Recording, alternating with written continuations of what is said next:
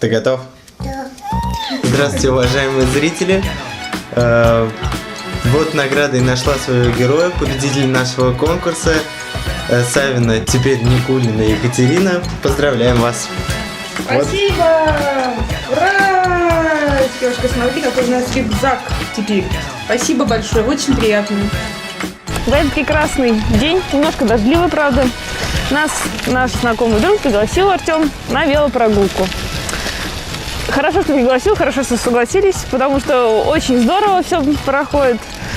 Ездим по памятным местам Пушкина, любуемся красотами. Расскажи немножко о своем отношении к спорту.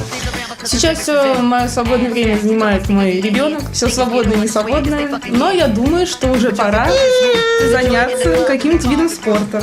Тем более прекрасный рюкзачок вот поможет нам это сделать. Ну, а тебе еще от наших друзей Flox Flowers этот букет цветов. Спасибо большое, спасибо. Это еще такой великолепный сюрприз для нас. Нет. So girls, move it around. If you see your main dog, give the brother a pound and just breathe and stop.